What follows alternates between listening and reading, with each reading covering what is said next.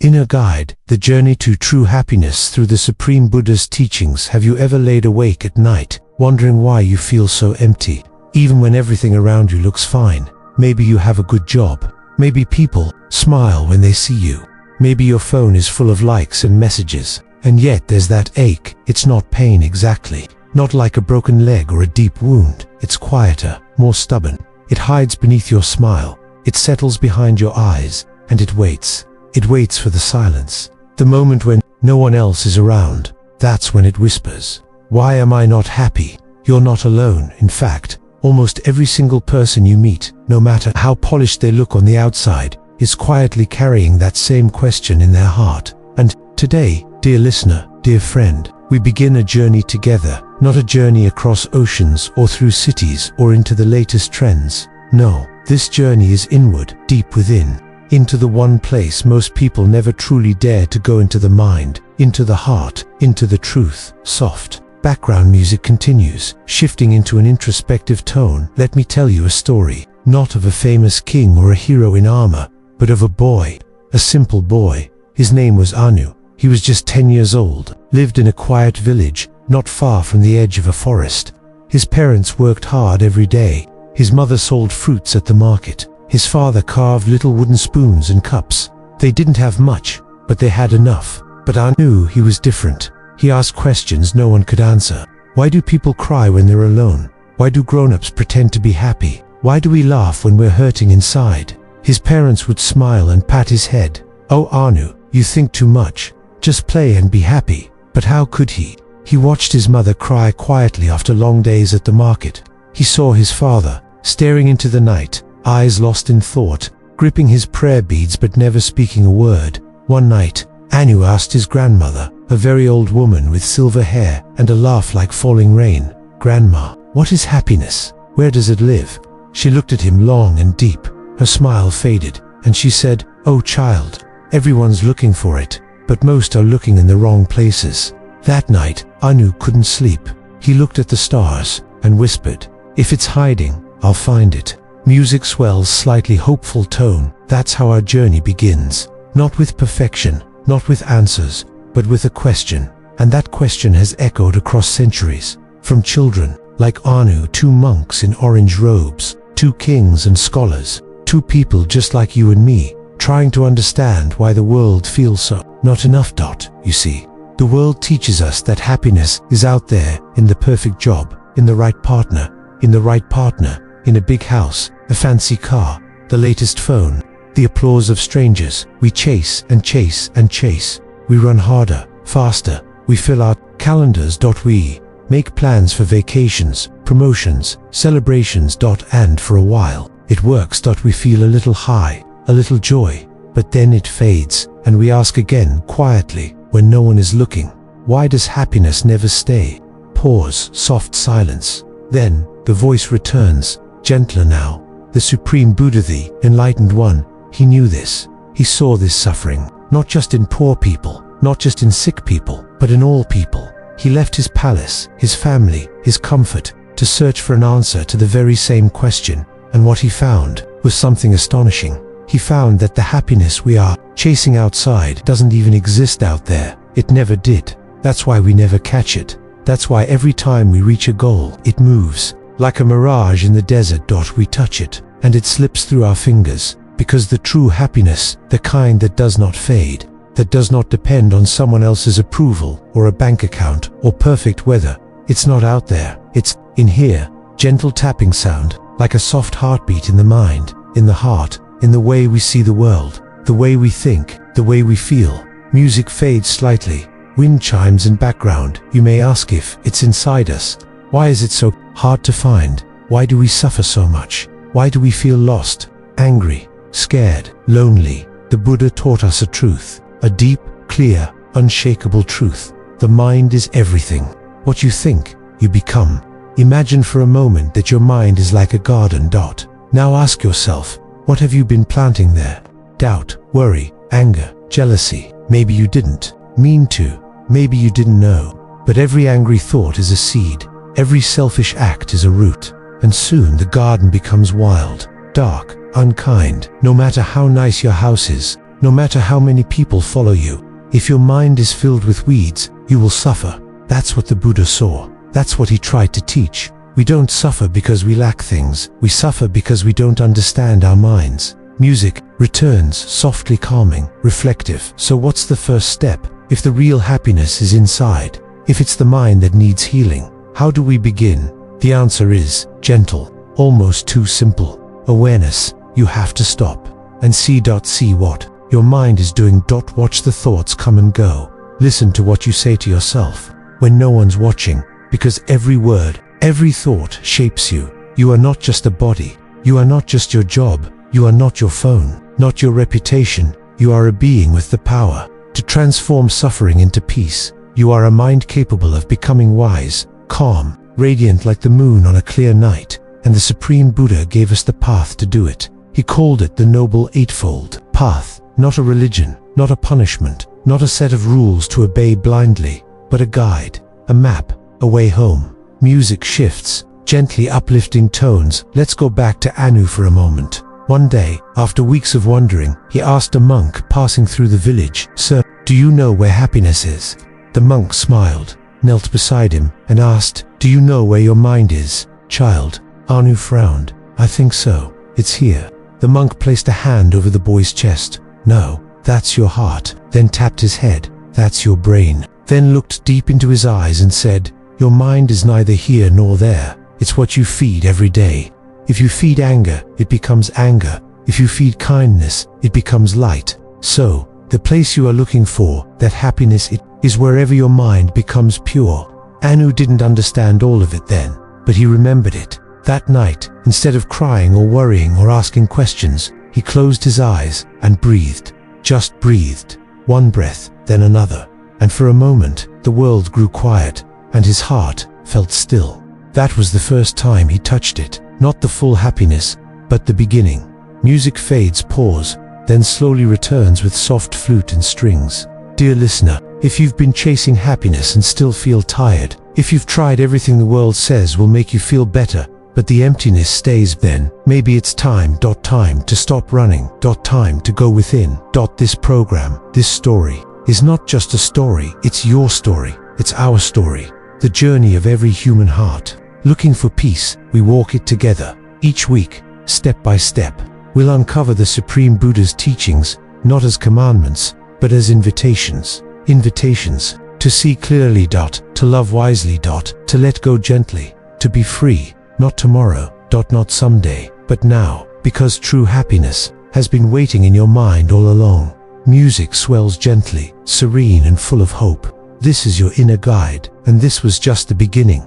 Next, we'll explore why the world distracts us from this inner truth, and how we can train the mind to return home. Until then, sit quietly tonight, close your eyes, and just listen. Not to the world, but to your breath, to the silence, to the space where true happiness lives.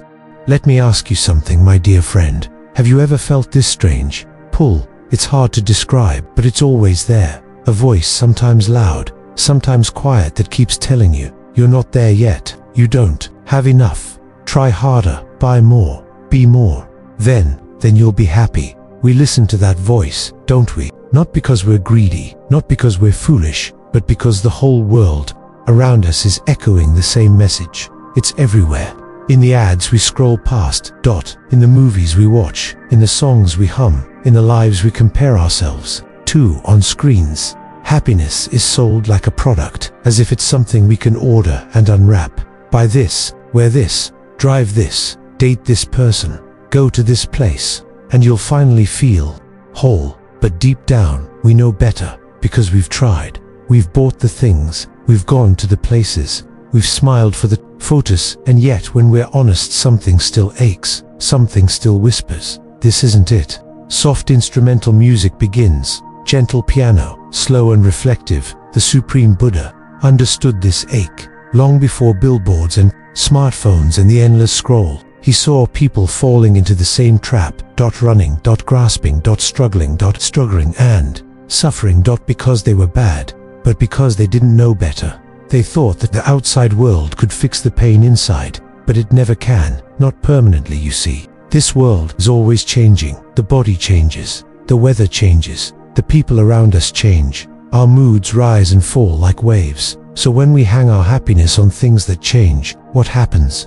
We suffer. The moment something slips away, we panic. We chase the next thrill, and the next, and the next. It becomes a cycle, a trap, and worst of all, we start to believe that this is just how life is.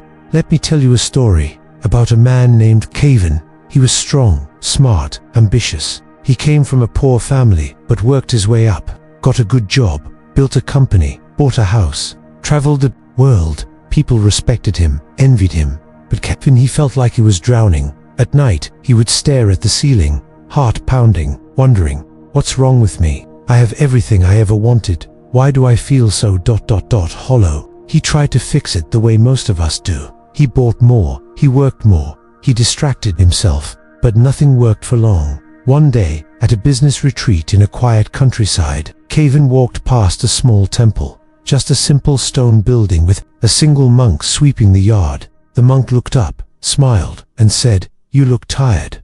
Kevin laughed awkwardly. "How did you know?" The monk put down his broom and said gently, "Because I've seen many people who carry heavy things inside, but wear nice clothes outside." They sat, talked, and for the first time in years, Kevin stopped pretending. He wept, not from sadness, but from recognition. Finally, someone saw through the illusion. Pause. Music softens to a quiet hum. We all live in this illusion, an illusion that says, if I just get that one more thing, I'll be okay. But have you ever noticed, the moment you get what you wanted, the mind moves on to the next thing, and the next. The Buddha called this tanhu, craving, the thirst that never ends. Not because there's something wrong with you, but because the objects we chase were never designed to satisfy the heart. A new phone cannot calm anxiety. A vacation cannot erase loneliness. A new lover cannot fix the wounds we hide. Because true peace does not come from outside, it comes from understanding the nature of this mind. Music shifts, curious and thoughtful, like opening a door to truth. Let's return to Kevin. He stayed a while at the temple, not as a monk, not as a convert, just as a man who was tired of running. And for the first time, he began to watch his mind. He noticed how quickly it got bored, how easily it clung to small pleasures and turned them into big expectations, how it feared silence, how it resented being alone. And yet, in that stillness, as he began to understand his own patterns, something opened. Not joy, not yet, but space. Room to breathe. Room to see. And that, dear listener, is where real transformation begins. The Supreme Buddha didn't promise us pleasure. He didn't say, "Follow me and you'll always feel good." He said, "See clearly, see truly. Then your suffering will end." Because when we see the trap, we stop running in circles. We stop believing that happiness is hidden in the next purchase, the next person, the next distraction. We learn to pause. To breathe. To return home, to the present. To the only place real peace has ever lived. Narrator's voice softens, almost like a whisper. "My friend, how long have you been running? How many things have you tried to make the pain stop? And how many times has the silence returned? Maybe it's time. To fix yourself. You are not broken, but to wake up to the truth." The Buddha saw that the more we chase what fades, the more we suffer, and the more we understand our mind, the more we find what doesn't fade, what can never be taken. That is the gift of this path. Not to deny life, not to reject the world, but to live in it with wisdom, with balance, with peace. Music rises slow and radiant like dawn. So how do we begin? Not with big changes, not with rituals or robes, but with a question. What am I believing right now? Am I believing that this thing will finally make me happy? Am I waiting for something outside me to fix the storm inside? If so, pause. Breathe. See. That moment of awareness is the seed of freedom. That's what the Buddha taught, and it's available to anyone, unaware, who dares to look inward. A story within the story. Back to Anu from part 1. Anu is older now, not a child, still poor, still living in that quiet village, but something about him has changed. He doesn't chase the same things his friends do. He laughs more, complains less, he listens deeply. When someone is in pain, he sits with them, not trying to fix it, but being with it. People wonder why. They ask him, "Why do you seem so calm?" And he just smiles. Sometimes he points to the sky, sometimes he points to his heart, but he rarely explains, because some truths are not taught, they're lived. Music slows. Soft conclusion, dear listener. This world is loud. It will keep pulling you toward shiny things. But your heart, your inner guide, is whispering something else. Come home.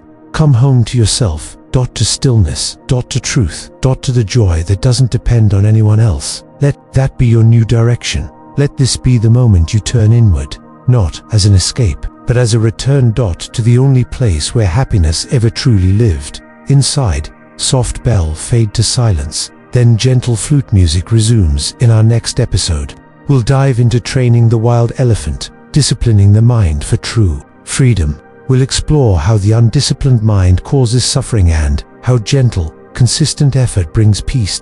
Until then, pause. Breathe. Smile. The journey has begun. Let me tell you a story. Long ago, in the thick forests of ancient India, there lived a wild elephant, huge, proud, and untamed. Its tusks were like white daggers, its eyes sharp as flames. No man could go near it. It trampled fields, destroyed huts. People feared it. But one day, a quiet monk walked into the forest. He didn't bring ropes. He didn't carry weapons. He just sat down under a tree and waited every day. At the same time, he returned, brought food, sat silently, watched, and slowly, the elephant came closer. Not because it was forced, but because it felt something it had never felt before. Peace. And in that peace, the elephant knelt. Not because it was broken, but because it was finally free from the madness that once ruled its heart. Pause. Soft flute enters that elephant. Dear friend, is our mind, your mind, my mind, wild, powerful, beautiful, but often out of control. We don't mean to be this way, but have you noticed how quickly your mind runs away? You're brushing your teeth, and suddenly, you're worrying about a meeting next week. You're listening to someone talk, but your mind is thinking about what you'll have for lunch. You try to sleep, but your thoughts replay arguments from 10 years ago. You're here but not really here. The Supreme Buddha saw this, and he said clearly, a tamed mind brings happiness, an untamed mind brings suffering. Music, thoughtful piano notes, slow and spacious. Let's be honest. Most of our suffering doesn't come from what's happening. It comes from how our mind reacts to what's happening. You lose a job, not ideal, but manageable. Then the mind says, I'm a failure. I'll never recover. No one respects me. Now the pain multiplies. You get sick, and the mind adds, this isn't fair. Why me? I'll never be okay. And again the pain deepens, even when good things happen. A compliment, the mind says, do they really mean it? A promotion, the mind says, what if I can't live up to this? So even in joy, the mind creates fear. Can you see? The wild elephant is not your enemy, but if left untamed it will destroy everything. Let me tell you about a young woman named Maya. She was kind, sensitive, smart, but her mind was like a battlefield. Every morning, she woke with dread, not because of anything specific, but because her thoughts attacked her before the day even began. You're not good enough. People are just pretending to like you. You're going to mess up again today. She tried affirmations. Yoga. Self-help books, but nothing seemed to quiet the noise inside, until one day, she stumbled upon a small meditation center. Out of desperation more than curiosity, she walked in. An old monk greeted her. She explained her mind, her pain, her exhaustion. He smiled not with pity, but with understanding, and he said softly, you don't have to believe every thought your mind throws at you. Narrator pauses, letting those words sink in. That sentence changed her life. You don't have to believe every thought your mind throws at you. What does that mean? It means your mind is like a storyteller, and not always a truthful one. It reacts, it judges, it imagines. Worst-case scenarios, it grabs onto pain from the past and brings it into your present. And the Buddha knew this. He didn't shame us for having such minds. He simply offered a path, a training, a gentle, loving discipline. Imagine this. You're holding a cup of muddy water. You shake it, the mud swirls. The water is unclear, but if you set it down and leave it still, eventually the mud settles. The water becomes clear. That's the mind. On meditation, on mindfulness, on noble silence, you don't need to push the thoughts away. You just need to sit and see, to let the mind be still. And in that stillness, the clarity returns. The pain softens. And the wild elephant starts to kneel. Music softens. A single bamboo flute begins to play slowly. Let's go back to Maya. She didn't become peaceful overnight. She cried through her first meditations. She felt restless, angry, tired, but every day she came back. 10 minutes, then 20. Some days were worse than others, but she began to see something remarkable, that her thoughts were not facts, that the voice in her head wasn't always telling the truth, that she could breathe through a storm. And slowly, the storm calmed, not because the world changed, but because she did. Her mind became her friend. Her temple, not a battlefield anymore, but a sanctuary. Dear listener, you may think your mind is too chaotic, too broken, too noisy, but that's not true. Your mind is just untrained. That's all. And just like a wild elephant can become gentle, just like muddy water can become clear, so too can your mind become peaceful. Not through punishment, not through force, but through loving awareness, through steady practice, through the teachings of the Supreme Buddha. Music returns hopeful and full of warmth. The Buddha taught us beautiful tools. Mindfulness. Watching your breath, watching your thoughts, without judgment, just watching. Right effort, not forcing perfection, just guiding your mind gently, like a parent with a child. Right concentration, letting the mind rest on one thing. Not chasing every sound, every itch, every fear, but staying, breathing, being. Let's return once more to our young Anu from earlier. He's older now, a teenager. One day, his father got sick. The family struggled. Anu worried deeply, but instead of panicking, he sat by the old tree behind their hut. Closed his eyes, watched his breath, let the fear rise, watched it, then let it go. He knew he couldn't change everything outside, but he could keep his mind clear, and that made all the difference. He became calm in chaos. He became strong not from muscles, but from peace. That is the power of a trained mind. Narrator, with soft intensity. Now, if you want true happiness, my friend, you must train the one thing that holds the key to it all. Your mind. You don't need a monastery. You don't need special robes. You just need one moment, right now. Close your eyes. Breathe in, breathe out. Be here. Watch your thoughts like clouds in the sky. Let them pass. You don't have to follow them. You don't have to fight them. Just watch. Just be. That's where peace begins. Closing music, gentle wind chimes, soft strings. This is your inner guide, and you are learning the most sacred art there is. How to tame the wild elephant. How to be free, not from life, but within it. In our next part, we'll explore the mirror within, understanding who we really are. Until then, train your mind with love. You're not broken. You're just waking up, and the world is waiting for your peace. Let me ask you something, dear friend. When was the last time you truly saw yourself? I don't mean in the mirror above your sink, not your reflection yourself, the real one, the one behind your name, your job, your roles. The you behind all the layers. Because here's the truth. Most of us walk through life wearing masks, not out of dishonesty, but out of fear. Fear of not being enough, fear of being rejected, fear of our own pain. So we become what the world tells us to be. We become strong, even when we're breaking. We become successful, even when we're hollow. We become happy, even when we're aching. But the longer we wear these masks, the more we forget who we really are. And that, my friend, is the beginning of suffering. Soft piano enters, notes falling like early morning rain. There's a story the Buddha once told about a man who found a beautiful golden statue covered in thick clay. It looked like nothing special, just an old, muddy figure by the roadside. But one day, a piece of the clay chipped off, and beneath it, something shimmered. So the man kept peeling, bit by bit, and to his astonishment, he discovered that the statue beneath wasn't made of stone at all. It was solid gold. It had always been gold, but over time, dust, weather, and neglect had covered it. That, dear one, is you. That is us. We are golden, radiant, peaceful, but over the years, pain, shame, fear, expectations, they've covered us, so we walk around thinking we're made of mud. But the Buddha said, you are your own refuge. There is no refuge outside of you. The gold is still there. It's always been there, but we have to see it. Let me tell you about a man named Rohan. He was known for his laughter, his success, his magnetic charm. Everyone liked him, but he didn't like himself, Behind closed doors, he was haunted by memories of a difficult childhood, of words that cut too deep, of moments where he felt invisible. So he built a persona funny, charming, untouchable, but it wasn't real. It was armor. Like all armor, it was heavy. One evening at a party, someone asked him casually, "Who are you, really?" He smiled, cracked a joke, but the question stuck, haunted him. And for the first time in years, he went home and cried, not because of sadness, but because he realized he didn't know the answer. Music fades to silence, just the faint hum of wind. Who are you, dear listener?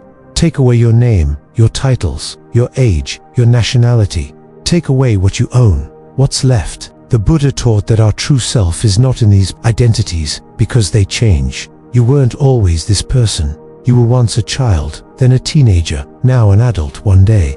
Older still. The body changes, the roles shift, but deep inside, there's a stillness, a witness, a quiet space that watches it all. That is your true nature, and it's not defined by failure or success, not shaped by praise or blame. It's deeper, purer, unbreakable. Let's single quotes his return to Rohan. He didn't suddenly become enlightened, but he began a journey. He started sitting with himself not to judge, but to listen. He wrote letters to the boy he once was. He forgave the people who hurt him not because they deserved it, but because he deserved peace. He stopped pretending to be okay when he wasn, single quotes t. And slowly, the masks fell away. What remained surprised him. He wasn't perfect. He still had fears, but he also had a softness, a tenderness, a light. And for the first time he could look in the mirror and say, "I see you," and mean it. Music swells, warm and glowing, like sunrise breaking through mist. The mirror the Buddha speaks of isn't made of glass, it's made of silence, of mindfulness, of presence. Every time you sit quietly and observe your thoughts without judgment, you're polishing that mirror. Every time you breathe through a painful memory instead of running from it, you're peeling back the clay. Every time you treat yourself with kindness instead of cruelty, you're seeing the gold. And the more clearly you see yourself, the more love you'll have, not just for yourself, but for the whole world. Because when you realize your true nature is peaceful, you stop hurting others, you stop competing, you stop needing to be better than anyone. You just are, and that is freedom. Let me tell you about Anu again. Yes, our boy from earlier, now a young man. One day he was insulted publicly, laughed at, shamed. Everyone expected him to lash out, to defend himself, to retaliate. But Anu just smiled, not from arrogance, but from understanding. He knew their words couldn't touch him, because he no longer defined himself by them. He saw clearly who he was. And so no one could shake that. He didn't need to prove himself. He just was. Peaceful. Still. Free. That single quote says the power of knowing who you truly are. Narrator's voice, slower now, gentle like a lullaby.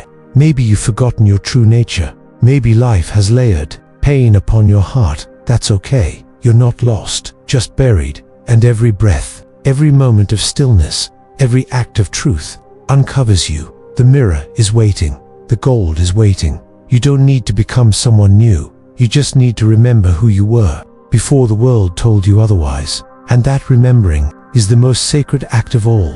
Closing music, soft harp and flute blend, like twilight. This is your inner guide, and you are not alone. We're all peeling back the clay, one breath at a time. In the next part, we'll journey into the gentle flame, practicing loving kindness and compassion. Because once we know who we truly are, we learn how to love ourselves, and from there we learn how to love everyone. Until then, sit quietly. Place a hand on your heart, whisper to yourself, "I'm coming home," and listen, because something golden is waiting. Close your eyes for a moment, breathe in, and imagine a single candle, not a bright blinding light, not a roaring fire, just a small, quiet flame. Steady, warm, safe.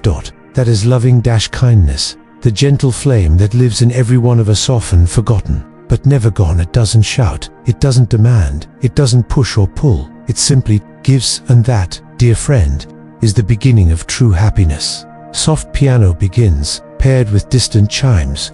Let's be honest, this world can be harsh, people can be cruel. We are betrayed, we are judged, we are misunderstood, and so we build walls. We armor ourselves with sarcasm, silence, cynicism. We say, I don't care. Even when we do, we say, I'm fine. Even when we're broken. Because the world teaches us that kindness is weakness, that softness is dangerous, that love is risky. But the Supreme Buddha taught something very different. He said, hatred does not cease by hatred. Hatred ceases only by love. This is an eternal law. And so we return to the flame. The gentle flame.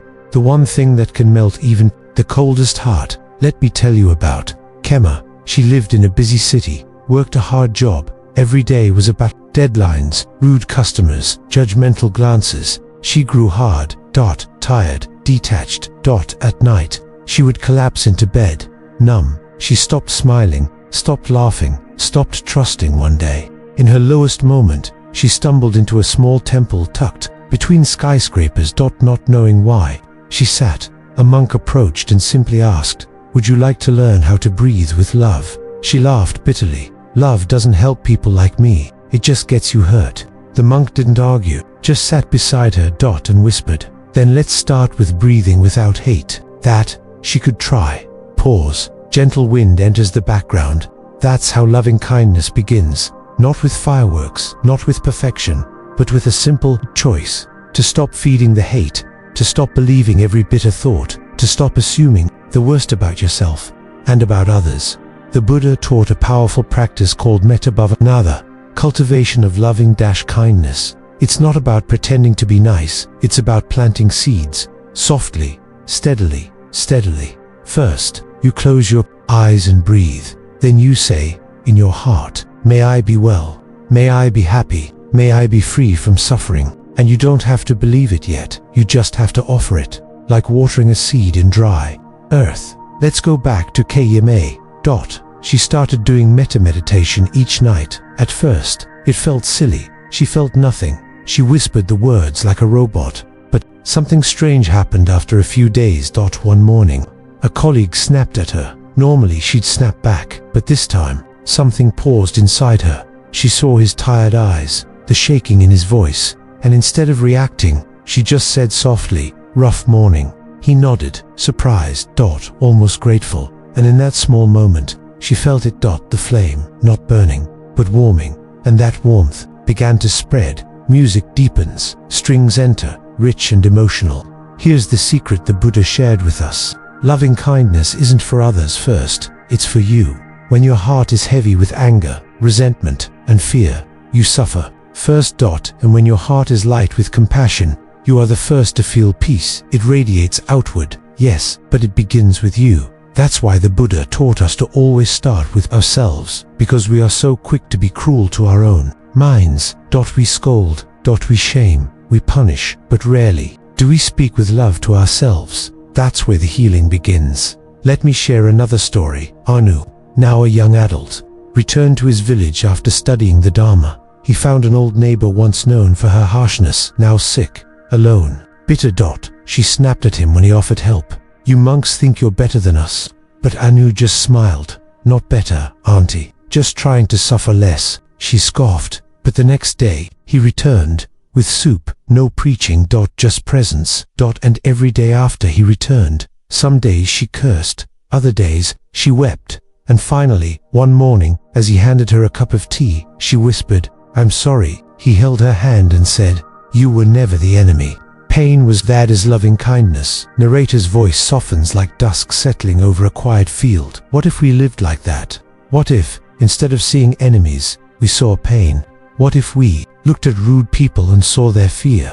What if we looked at angry people and saw their wounds? What if we stopped trying to win and simply tried to understand? That is the practice of compassion. It's not weakness, it's strength. To stay kind in a world that teaches you to fight. That's real courage, to love, even when it's not returned. That's real power. To wish peace for someone who hurt you. That's real liberation.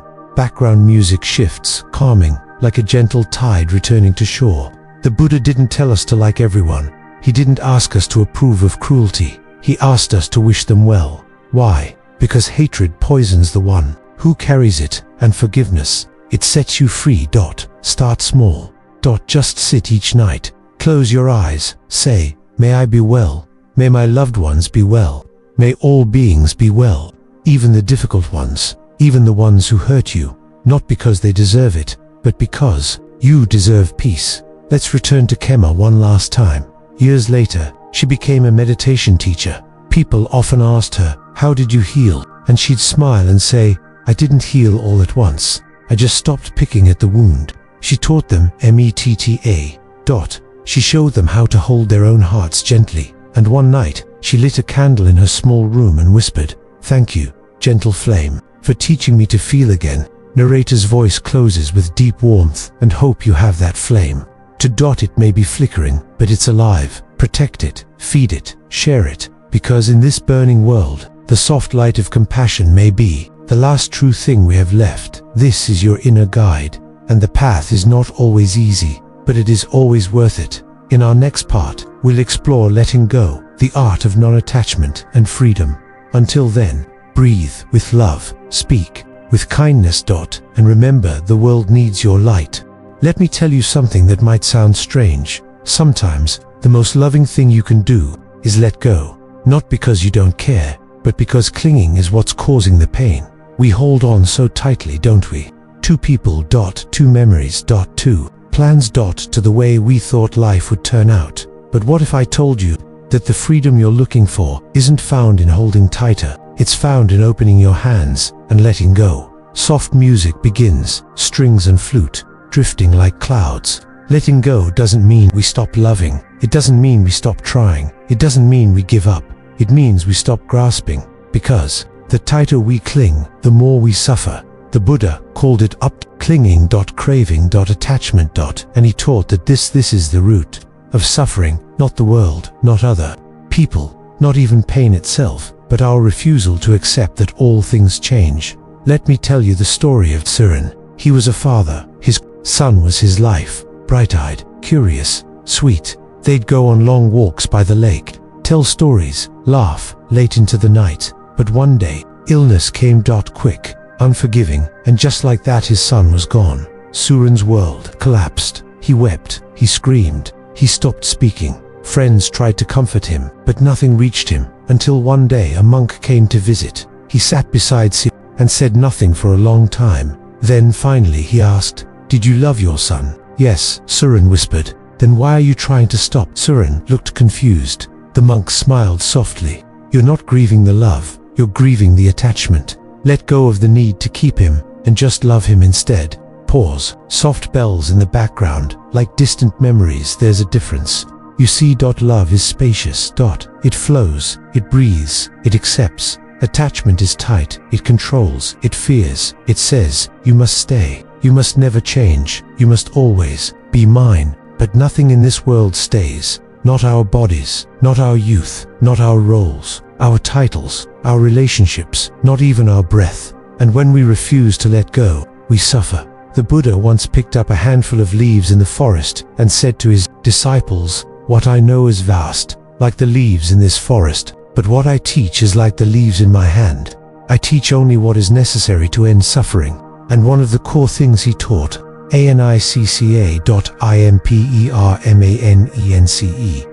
Everything changes, and when we fight that truth, we suffer. But when we accept it, we begin to taste freedom. Let me tell you about Mira. She was in love. Deeply, madly. She thought it was forever. But one day, without warning, he left. No explanation, just silence. She was shattered. She kept replaying their conversations, looking at old photos, hoping, begging the universe to undo what had happened. But a life moved on. Only she until one evening, alone with her thoughts, she remembered a line she once heard. "You cannot hold on to smoke." And suddenly, it made sense. She'd been trying to grab something that had already passed, that wasn't here anymore. She lit a candle, watched the flame, and whispered, "I love you, but I release you." And she cried, not from pain, but from the relief of finally letting go. Music shifts, hopeful, gentle piano. Now you see, dear one, letting go is not erasing, it's not pretending nothing happened, it's honoring what was, without chaining yourself to what can't be. It's looking at a memory, a person, a season of your life, and saying, "Thank you, I love you, I'm letting you go now." and in that release, you return to yourself. Onus. Our dear Onyu faced this too. Years later, as a teacher, he fell ill. Not severely, but just enough to make him confront impermanence. He looked at his hands, older now, dotted his breath, dashed slower, at his friends, many gone, and he sat beneath the same Bodhi tree where he once played as a boy. He whispered, "Everything I love, I must let go of one day." And the wind answered, "Yes, but never." Before loving it fully, letting go doesn't mean pushing life away. It means embracing it with open hands, so when it leaves, as all things do, we can bow instead of break. Narrator's voice, full of compassion now, maybe right now, you're holding on to something, a person, a regret, a grudge, a dream that didn't come true, a version of yourself you miss, and maybe it feels like if you let go, you'll lose everything, but the truth, you won't lose yourself, you'll find yourself, because who you really are isn't the pain, isn't the past, isn't the plan, it's the one who breathes through all of it, the one who watches, the one who learns to open instead of close. To soften instead of harden, to release instead of control. Closing music returns, a blend of flute and ocean tide. Letting go is not the end, it's the beginning. Of peace, of truth, of the real journey home. This is your inner guide, and freedom is already inside you. You don't have to earn it, just loosen your grip and fall gently. Into now. In our next part, we'll explore mind like the sky, embracing equanimity and balance. Until then, close your eyes, breathe in, and whisper softly, "I let go." And let that be your freedom. Close your eyes for a moment. Now imagine the sky, wide, endless, unshaken, clouds pass, storms come, lightning flashes, rain falls, but the sky itself, it never changes, it holds everything, without clinging to anything. That, dear one, is the mind. The Buddha described a mind like the sky, a mind that doesn't chase pleasure or run from pain, a mind that watches without reacting, a mind that remains calm not because life is easy, but because it knows how to be with whatever comes. That is equanimity, that is balance, and that is the next step on this inner path. Soft music begins, distant chimes, and slow calming strings. Let me ask you something. Have you ever had a day where everything went your way? You woke up smiling, the coffee was perfect, you got that message you were hoping for, you felt on top of the world, but then, the next day, everything collapsed. You spilled the coffee. The message never came. Someone said something cruel, and just like that, your peace was gone. It happens to all of us, because our minds are trained to swing, like a pendulum. From joy to sorrow. From excitement to fear, from praise to blame, from gain to loss. We don't realize how fragile our peace is, until it disappears. But the Buddha saw this, and he taught us how to find something deeper. A peace not built on circumstances, a balance not built on control, but on wisdom. Let me tell you about Tisa. He was a wealthy merchant famous for his generosity, known for his pride. People praised him everywhere he went, and he grew attached to that praise. It fed him, defined him. But one day, a rumor spread, a false accusation, and just like that, those same mouths that praised him now spat venom. He was shattered. He withdrew. Fell into despair. Eventually, out of desperation, he visited an old monk known for his silence. Tisa poured out his story, his pain, his anger, and the monk, after listening quietly, handed him a mirror. "What do you see?" he asked. "Myself," said Tisa. The monk nodded. "And now," he said, "watch this." He poured water onto the mirror. Tisa could no longer see his reflection. "Does that mean you're no longer there?" the monk asked. "No," said Tisa. "I'm still here. The mirror is just disturbed." "Exactly," the monk whispered. "That is your mind. Don't confuse a disturbed reflection with the truth of who you are." Pause. The sound of a soft breeze blowing through trees. When we attach ourselves to every praise, we suffer when blame comes. When we chase every gain, we suffer with every loss. When we love only when things go our way, we are always afraid of what happens when they don't. But equanimity is different. Equanimity says, "I see both joy and sorrow, and I bow to them both, because both are teachers, both are impermanent, both will pass." The Buddha taught about the 8 worldly winds: gain and loss, praise and blame, fame and disgrace, pleasure and pain. These winds blow through every life, even his. But unlike us, he didn't chase them or fight them. He simply stood still, like a mountain, unaffected by the storm. He taught us to feel but not be swept away, to care but not cling, to respond but not react. Let's talk about Anu again. Yes, our dear student of the Dharma. One day, he was invited to speak at a great gathering. He prepared with care. He spoke from his heart. But afterward, a man stood up and shouted, "Your words are empty. You pretend to be wise, but you know nothing." The crowd fell silent. All eyes turned to Anu, but he just bowed and said, "Thank you for your perspective. I'll reflect on it."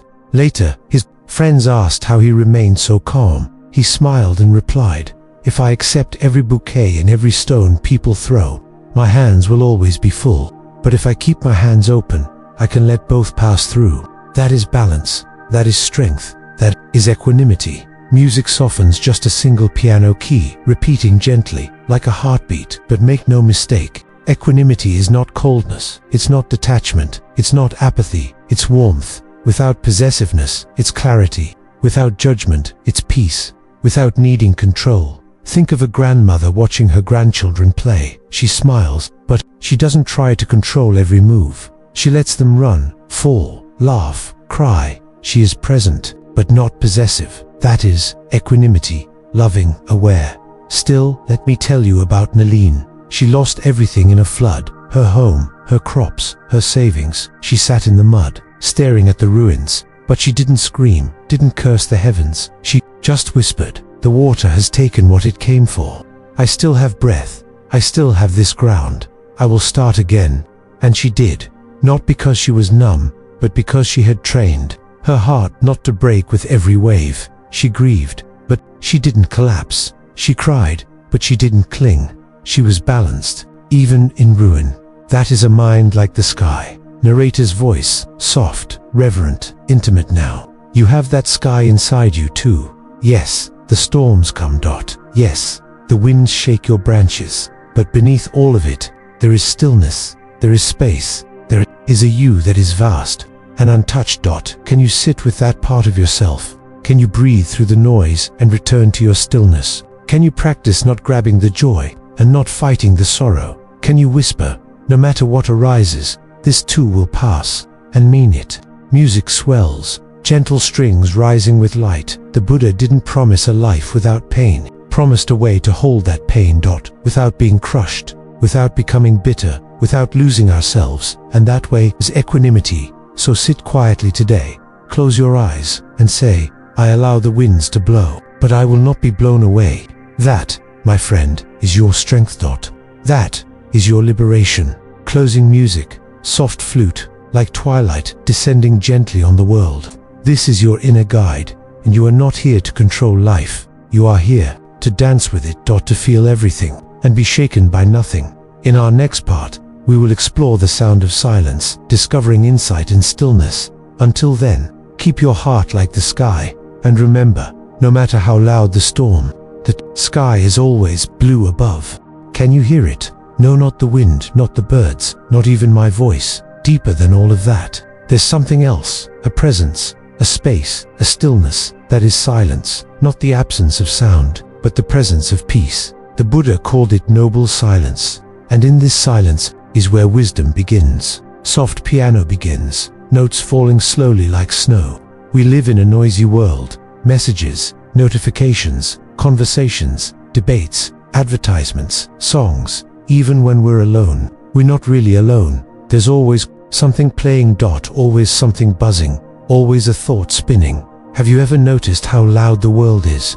But the Buddha taught that the real noise doesn't come from outside. It comes from within. The chatter, the fear, the endless commentary. In our heads, he said, just as rain seeps into a house with a broken roof, so passion seeps into a mind that is noisy. But when the roof is whole, when the mind is quiet, the rain stays outside and peace remains within.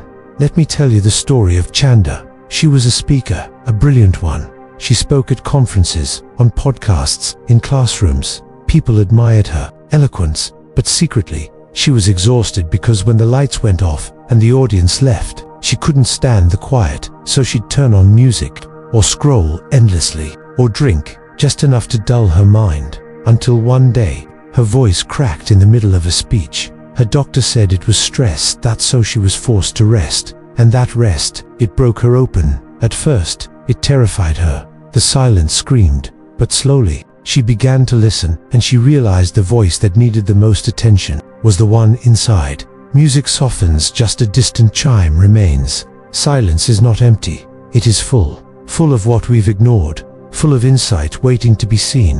When we sit in silence, we see our true face. The mind's patterns, the fears we buried, the longings we denied.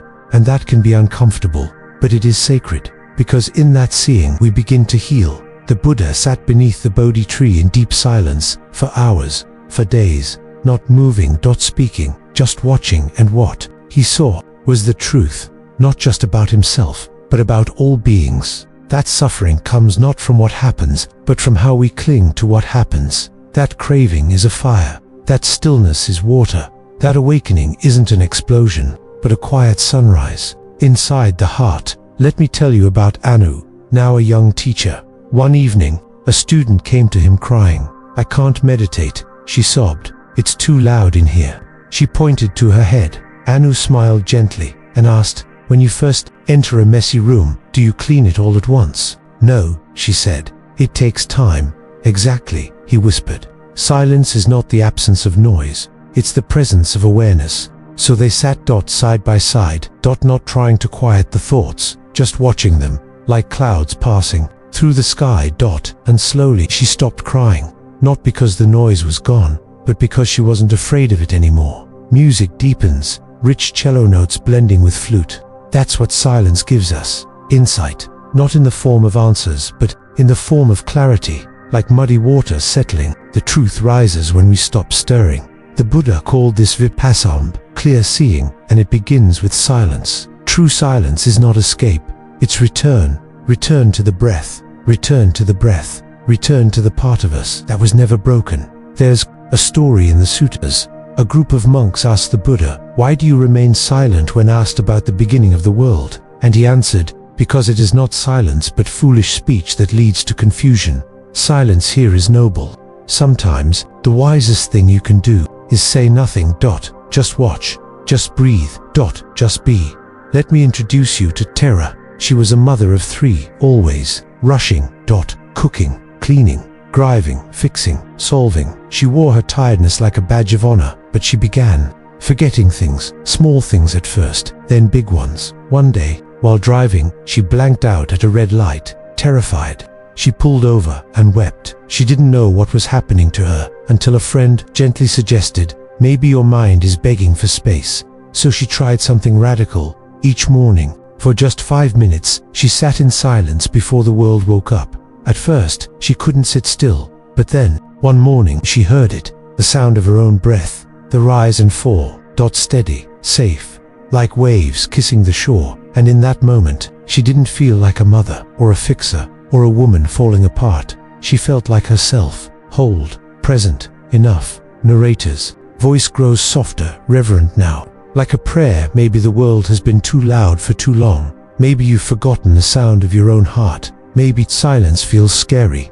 But I promise you, beyond the thoughts, beyond the fears, beyond the noise, there is a stillness inside you that cannot be shaken. It's been waiting for you, not to explain, not to fix, just to sit with you in peace, in truth, in love. Music swells, piano and strings rising like morning light. So tonight, turn everything off. Sit in the dark, close your eyes, and just listen. Not for answers. Not for meaning, just for the being. And let that silence hold you, heal you, remind you that you were never lost, only unheard. This is your inner guide, and you are not empty. You are vast, you are still, you are home. In our next part, we'll explore the compassionate path, serving others from a place of wisdom. Until then, let the silence speak, let your heart listen, and remember, the most sacred sound is sometimes no sound at all.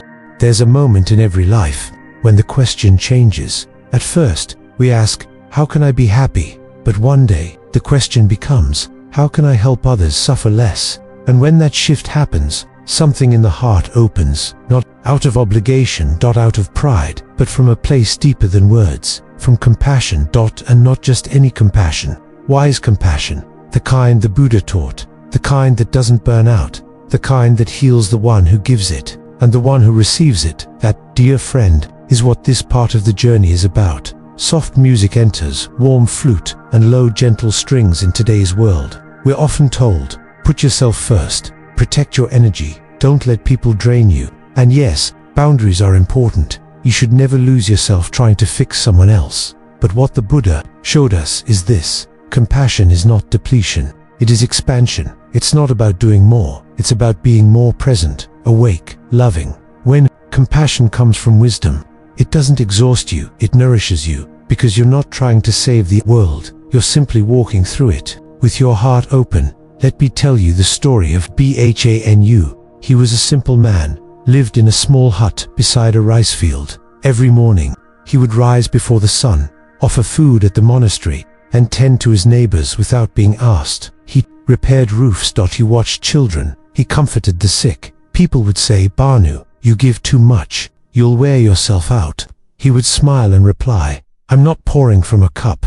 I am living as the cup." He didn't force himself to help. He didn't seek recognition. His compassion flowed naturally, like a river through a valley. It was effortless, because it was free of ego. That is the kind of compassion that sustains. The Buddha taught that there are 4 sublime qualities of the awakened heart: loving kindness, metta, the wish for all beings to be happy; compassion, karuna, the wish for all beings to be free from suffering; sympathetic joy, mudita, the joy in others' happiness; equanimity, upeka, the wisdom to remain balanced in all situations. Together, they form what is called the Brahma Viharas, the divine, ABODES. Not places you go to, but places you live from, and of them. Compassion is the bridge, the bridge from our suffering to someone else's relief, from our pain to another's comfort, from ourself to all beings. Let me tell you about Sama. She was a nurse in a rural village, overworked, underpaid, constantly on her feet. One day, after a particularly long shift, she broke down in the supply closet. "I can't do this anymore," she wept. "There's too much pain, too much need." Later that night, she wandered into the temple, seeking quiet. A monk noticed her exhaustion and simply asked, "When you care for your patients, what are you trying to fix?" She paused. "Myself, maybe," she whispered. He smiled gently. "Then let go of fixing. Just be with them." "Even when I can't stop their pain?" she asked. "Especially then," he replied, "because compassion doesn't mean changing someone's life, it means entering it. With love, music softens. Background ambience of wind through leaves." The Buddha once said, "If your compassion does not include yourself, it is incomplete." So yes, dear one, care for yourself. Rest when you need to. Feed your spirit, but don't close your heart. Because when we close our hearts to others, we close it to ourselves. Serving others is not a burden. It is a mirror that shows us that joy comes not from being adored, but from adoring life. That purpose is not found in success, but in presence. That peace is not the absence of people, but the presence of compassion. Let's visit Anu once more. Now a humble teacher in a quiet monastery, he received word one day that his old enemy, the one who had once betrayed him, was gravely ill. Everyone expected him to ignore it, to remain distant, but Anu, without hesitation, walked to the man's home, tended to him, fed him, spoke gently to him. The man, shocked, asked, "Why are you helping me? After everything?" Anu just smiled and replied, "Because you're suffering, and because I no longer am." That is wise compassion. It doesn't need apologies, it doesn't wait for worthiness. It simply sees pain and meets it with peace. Narrator's voice, steady, like a river flowing between mountains. Maybe right now, you're tired. Maybe you feel like you've given too much and gotten too little. Maybe the world feels heavy, and you're wondering, how can I keep caring without losing myself? The answer, dear heart, is this: don't try to be the healer, just be present. Don't try to fix everyone, just love them. Don't seek to erase all suffering, just sit beside it, because your presence, your listening, your kindness is sometimes the only medicine someone needs. And the only medicine you need is the realization that you can love, even now. Music builds a hopeful swell of strings and distant chanting returns. The Buddha served not because he had to, but because he understood. He understood that all beings want the same thing: to be safe, to be seen, to be free. And when we understand this too, we stop judging, we start helping, not to get anything in return, but because we finally know that we are all the same. One breath, one journey, one heart. So today, help someone gently, smile at a stranger, listen without trying to speak, hold someone's hand without trying to fix their pain, and above all, offer compassion to yourself, not because you're broken, but because you're healing, and healing is the most beautiful form of service. This is your inner guide, and your heart is vast enough for this whole world. In our next and final part, we'll explore the end of the path, living fully, dying peacefully, awakening completely. Until then, let every act be an offering, let every word be a blessing, and let your life be a quiet revolution of love. Everything that begins, ends.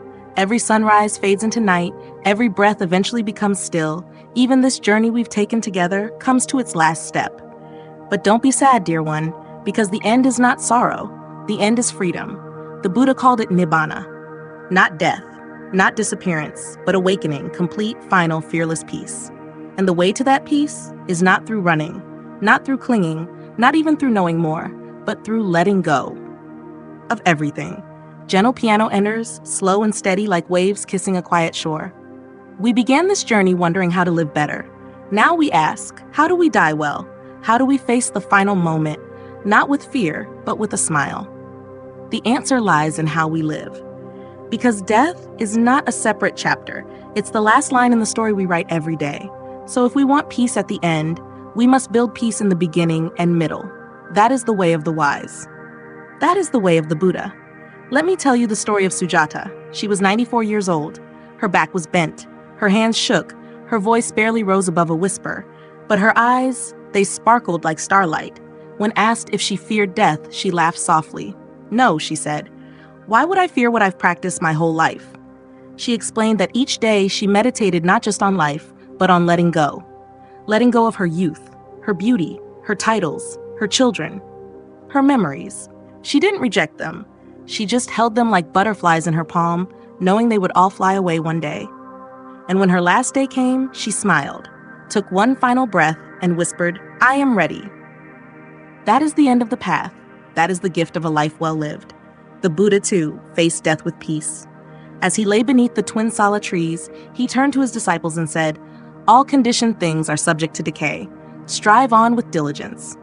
No panic, no regret, just clarity. He had lived mindfully, taught compassionately, and now he would leave gracefully.